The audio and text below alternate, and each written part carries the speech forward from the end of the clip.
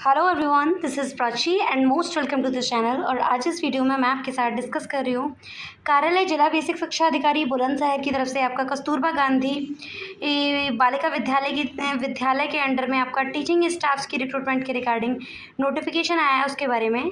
सो इस रिक्रूटमेंट के रिगार्डिंग क्या आपका एलिजिबिलिटी क्राइटेरिया रहेगा, कब से आपके फॉर्म फिलिंग स्टार्ट हो रहे हैं एंड किस किस सब्जेक्ट में आपकी कितनी नंबर ऑफ वैकेंसीज हैं, everything I will discuss with you in this video. So video के एंड तक बनी रहेगा। ये आपको स्क्रीन पे इसका डिटेल नोटिफिकेशन दिख रहा होगा जिसमें आपका सारी इन्फॉर्मेशन एग्जैक्ट आपके साथ डिस्कस करी गई है। सो मैं आपके साथ सारी चीज़ें इसमें डिस्कस करने वाली हूँ। मैं आपके साथ इस चैनल पे कम्प्लीटली ऑथेंटिक इन्फॉर्मेशन शेयर करती हूँ विद ऑफिशियल नोटिफिकेशन के साथ। सो इसी तरह की jobs opportunity time to time update को लेने के लिए वीडियो को लाइक ज़रूर करें एंड चैनल को सब्सक्राइब ज़रूर करें। फर्स्टली आपको स्क्रीन पे इंटरफेस दिख रहा होगा जो कि आपको कार्यालय जिला बेसिक शिक्षा अधिकारी बुलंदशहर की तरफ से 25 जुलाई 2026 को आउट किया गया है इसकी ऑफिशियल वेबसाइट पे बुलंदशहर की। इसके अंडर में जो आपका कस्तूरबा गांधी बालिका विद्यालय है उनमें आपका 16 कस्तूरबा गांधी विद्यालय हैं।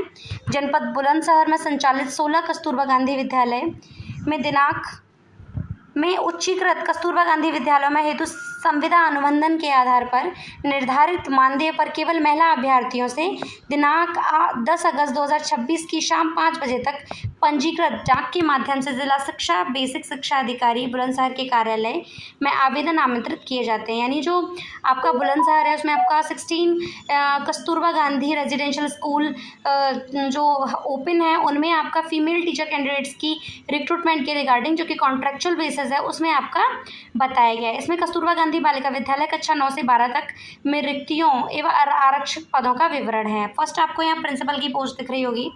प्रिंसिपल की पोस्ट पे जो आपका सैलरी रहेगा वो 30,000 पर मंथ रहेगा। नंबर ऑफ वैकेंसीज हैं जो प्रिंसिपल में वो आपका 8 वैकेंसीज़ हैं। इन 8 वैकेंसीज़ को किस तरीके से कैटेगरी वाइज डिवाइड कर रखा है वो भी यहाँ आप क्लियर देख पा रहे होंगे। जिसमें आपका EWS के लिए 1 वैकेंसी है, ST के लिए आपका 2 है, SC के लिए 2 है, अनरिजर्व्ड के लिए 3 वैकेंसीज़ हैं। नेक्स्ट आपका PGT हिंदी के लिए जिसमें आपका सैलरी 22,000 पर मंथ रहेगा। टोटल वैकेंसीज 8 हैं। All the 8 vacancies how to divide according to the category you are clearly mention in this notification.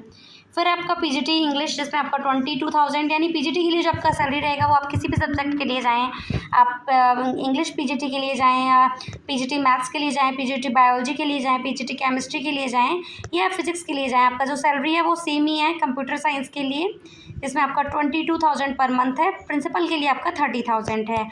और प्लस आपका जो वैकेंसीज़ हैं चाहे वो आपका PGT हिंदी के लिए हो, PGT इंग्लिश के लिए हो, PGT मैथ के लिए हो, PGT केमिस्ट्री के लिए हो, PGT फिजिक्स के लिए हो और कंप्यूटर साइंस के लिए, सबके लिए आपका 8 वैकेंसीज़ हैं। और जो भी 8 वैकेंसीज़ हैं उनको किस तरीके से कैटेगरी वाइज डिवाइड कर रखा है वो भी यहाँ सारा सब कुछ सेम ही दिख रहा है। इसमें कुछ भी डिफरेंस नहीं है कि कोई भी वैकेंसी ज़्यादा एक्स्ट्रा बढ़ी हुई हो जो अनरिजर्व्ड के लिए हो या SC के लिए कम हो, ऐसा कुछ नहीं है।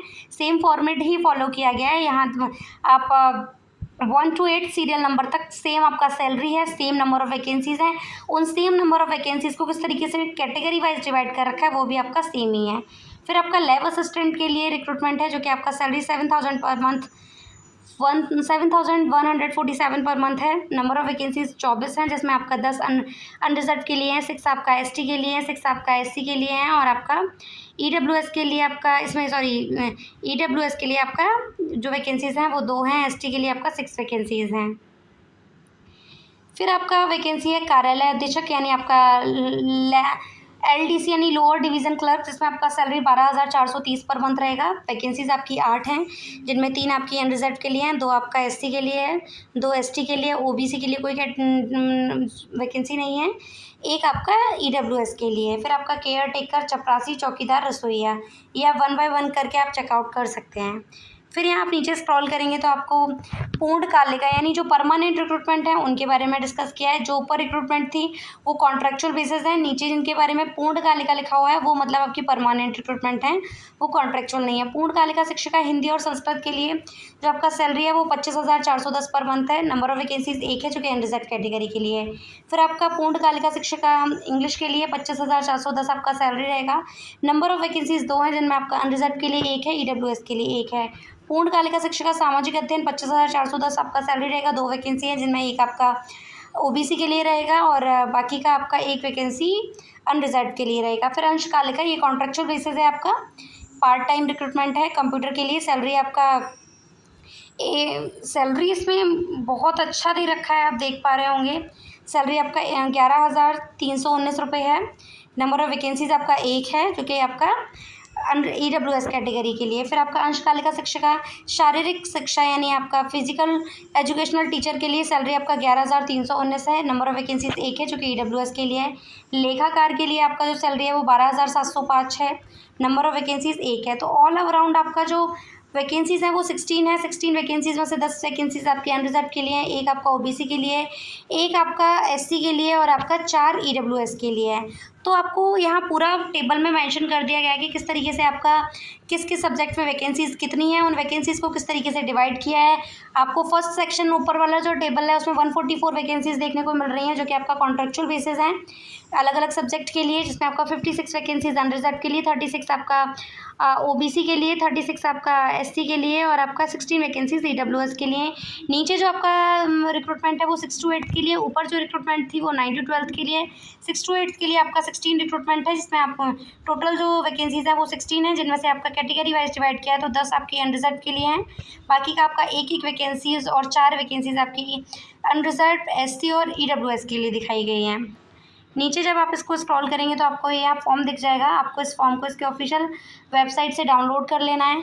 आप जिस भी के लिए जा रहे हैं, जिस भी सब्जेक्ट के लिए जा रहे हैं, जिस भी पोस्ट के लिए जा रहे हैं, 9 to 12 जा रहे हैं या 6 to 8 जा रहे हैं, आपको एग्जैक्ट डेटा इसमें फिल कर देना है। सारी चीज़ें आपको एकदम रिलेवेंट इन्फॉर्मेशन आपको इसमें फिल करनी है और जो भी आपके एसेंशियल डॉक्यूमेंट्स हैं आपको सबका ज़ेरॉक्स करा करके इसके साथ लगा देना है। फिर आप नीचे स्क्रॉल करेंगे तो यहाँ आपको डिटेल्ड में इसका सारा कुछ जो भी है आपके अवधेश कुमार तिवारी विशेष सचिव उत्तर प्रदेश शासन सेवा में जिलाधिकारी की तरफ से आपको सारी चीज़ें यहाँ बताई गई हैं। विषयक आपका अध्ययन आकृष्ट करते हुए मुझे कहने का निर्देश हुआ है कि भारत सरकार द्वारा वर्ष 2025 तक समग्र शिक्षा के अंतर्गत प्रदेश में संचालित समस्त कस्तूरबा गांधी विद्यालयों 6 से 8 तक व स्वीकृत कक्षा 12 तक किए जाने का लक्ष्य निर्धारित किया गया है। फिर आप यहाँ नीचे स्क्रॉल करेंगे तो आपको बहुत सारी इन्फॉर्मेशन शेयर दिखेगी, जिसमें आपका जो भी एजुकेशनल क्वालिफिकेशन रहेगा वो आप देख सकते हैं।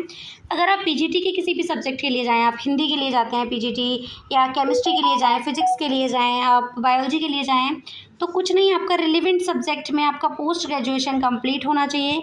इसमें आपका सबसे अच्छी बात यह है कि आपका BEd नहीं मांगा गया है। आप अगर PGT के लिए जाते हैं तो बस आपका पोस्ट ग्रेजुएशन कंप्लीट हो रिलेवेंट सब्जेक्ट में तो आप अप्लाई कर सकते हैं। आपका इसमें BEd मैंडेटरी नहीं किया गया है।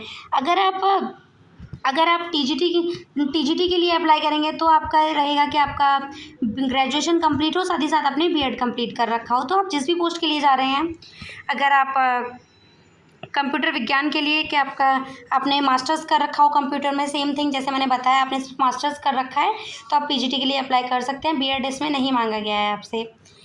अगर आप जैसे लैब असिस्टेंट में आपका बताइए कि आप 10th पास आउट हैं तो भी आप अप्लाई कर सकते हैं, 12th पास आउट हैं तो भी आप अप्लाई कर सकते हैं। लोअर डिवीज़न क्लर्क में आप 12th पास आउट हैं, प्लस आपके पास कंप्यूटर साइंस में आपका कोई भी डिप्लोमा या डिग्री है, आपका 25 वर्ड्स पर मिनट का स्पीड है हिंदी में, इंग्लिश में आपका 30 वर्ड्स पर मिनट का स्पीड है, वो आपको बताया गया है।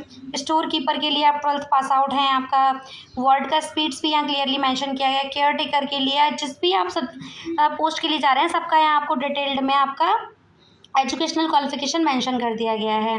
फिर आपका एज लिमिट के बारे में बताया गया है। प्रिंसिपल की पोस्ट के लिए आपका न्यूनतम एज, मिनिमम एज 30 होना चाहिए, मैक्सिमम एज 45 होना चाहिए, ये आपको बता दिया गया है। 9 से 12 तक में कम से कम 4 वर्ष का शिक्षण अनुभव हो। प्रिंसिपल के लिए आप पोस्ट में अप्लाई कर रहे हैं तो आपका मिनिमम 4 ईयर्स टीचिंग एक्सपीरियंस रहा हो आपके पास। 23 पदों के चयन वर्ष, एक बाकी के जो पोस्ट हैं उनके लिए आपका जो एज लिमिट है वो 25 to 45 होना चाहिए। इसमें आपको बताया है कि आपका मैक्सिमम एज 60 से ज़्यादा नहीं होना चाहिए। आरक्षण आपका स्टेट के अकॉर्डिंग जो प्रावधान है उनके अकॉर्डिंग दिया जाएगा। कैरेक्टर पे आपका किसी भी तरीके का डिफ़ॉल्ट नहीं होना चाहिए, तो आप अप्लाई नहीं कर सकते हैं। चयन प्रक्रिया में आपका बता दिया है कम से कम 2 समाचार पत्रों में पदों का विज्ञापन किया जाएगा, जिसमें 1 समाचार पत्र राष्ट्रीय स्तर तथा 1 समाचार पत्र प्रदेश जनपद स्तर का पर्याप्त प्रचलन में हो। आवेदन हेतु 15 दिन का समय प्रदान किया जाएगा। विज्ञापन को जनपद की वेबसाइट पर प्रदर्शित किया जाएगा। चयन का विज्ञापन मतलब आप जो भी इन्फॉर्मेशन है वो आप किस डिटेल में पढ़ सकते हैं। बाकी का आपको यहाँ वेटेज दिख रहा होगा कि आपका 10% 10th का लिया जाएगा, 10% 12th का लिया जाएगा, 20% आपका ग्रेजुएशन, 20% आपका पोस्ट ग्रेजुएशन और आपने जो भी प्रशिक्षण कर रखा है, ट्रेन कोर्स कर रखा है, उसका 30% दिन लिया जाएगा। आफ्टर दैट आपकी वेटेज, उस वेटेज के अकॉर्डिंग आपका मेरिट जारी की जाएगी। मेरिट के आधार पे आपका सिलेक्शन होगा। फिर जो भी कैंडिडेट शॉर्टलिस्ट होंगे उनके लिए आपका इंटरव्यू कंडक्ट कराया जाएगा। तो ये अप्रॉक्सीमेटली 22 पेजेस का नोटिफिकेशन है, जिसमें सारी बातें आपके साथ डिस्कस करी गई हैं। जो भी इंपॉर्टेंट इन्फॉर्मेशन थी मैंने आपके साथ इस वीडियो में डिस्कस कर दी है। बाकी का आप इसकी डिटेल्ड एडवर्टाइजमेंट को इसके ऑफिशियल वेबसाइट पे जाकर के सारी इन्फॉर्मेशन को पढ़ सकते हैं।